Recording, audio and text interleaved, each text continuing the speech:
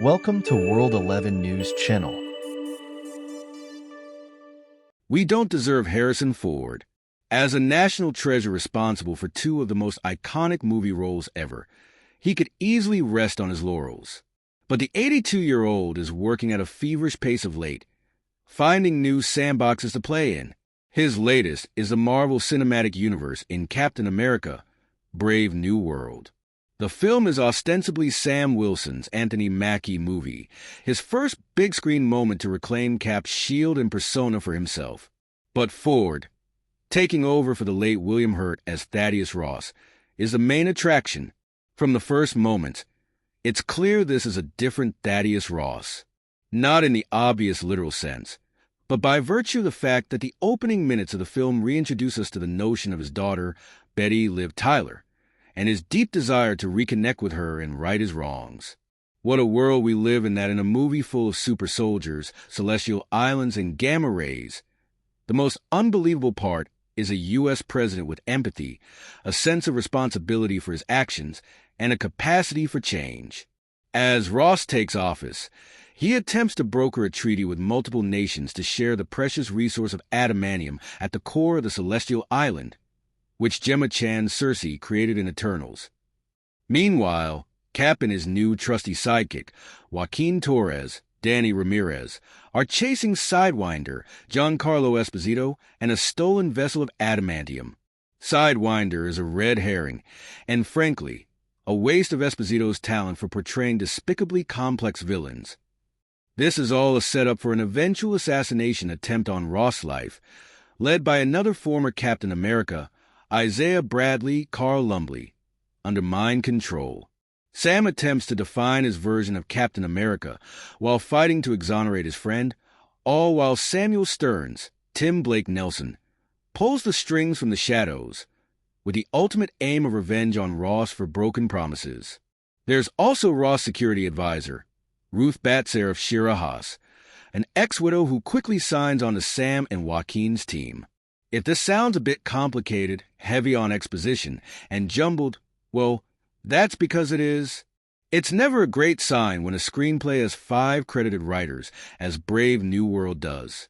We can see the story spackling in real time as the writing works to try to fit all of its convoluted pieces together.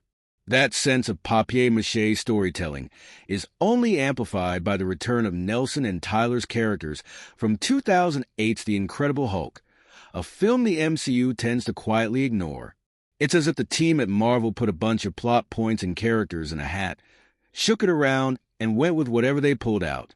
Still, Brave New World works significantly better than plenty of other Marvel films.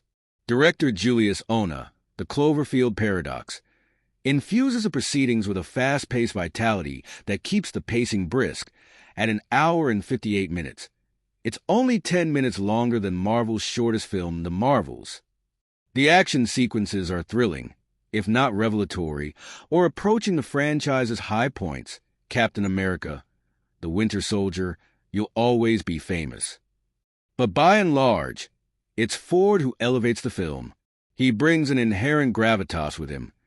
It just feels right to see him in an Air Force One jacket. You're half expecting him to tell Sam Wilson to get off his plane. But he also brings a twinkle in his eye and a merry warmth that shines through the hawkish military man obsessed with his own legacy.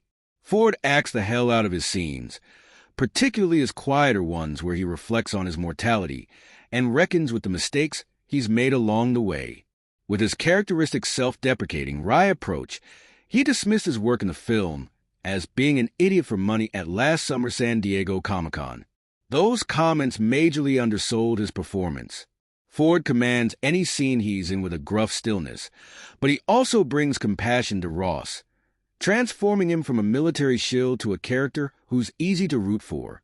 He's so good in the role that it's a real shame Marvel chose to lean into Ford's transformation into the Red Hulk as their primary marketing angle.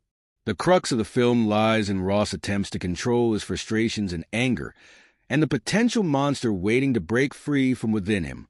Knowing from the start that we're building to a showdown with the Red Hulk slightly lessens the impact of that plot point.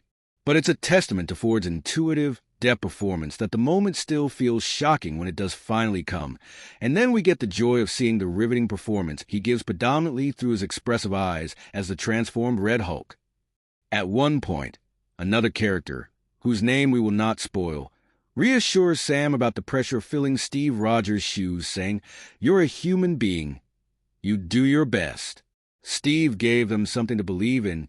You give them something to aspire to. In many ways, the same could be said for Ford and his underappreciated gifts as an actor. Oh, sure, he's long been a movie star, but his actual gifts as an actor are woefully unsung. What makes his raw so compelling, and allows the film to hang together on the whole, is Ford's abundant humanity. Thaddeus Ross is not a supervillain. He's not even a particularly morally bankrupt politician. He's just a man trying to do his best for his daughter and the country he loves. At its core, Brave New World is a movie about legacy, how to step into one that yawns before you, how to reckon with one that's been foisted upon you, and how to choose to change the things that will define you. In the return of Isaiah Bradley and Sam's own expression of his fears that he'll never be enough, there's an attempt to dig into the specter of race and the added pressures it bestows upon the concept of legacy. There's a rich, compelling movie in that line of thinking that is never fully explored.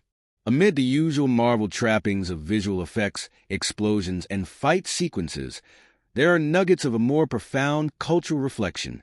So, we hope it's merely the beginning of that aspect of Sam's story, because Brave New World's legacy will always belong to Harrison Ford. Grade B.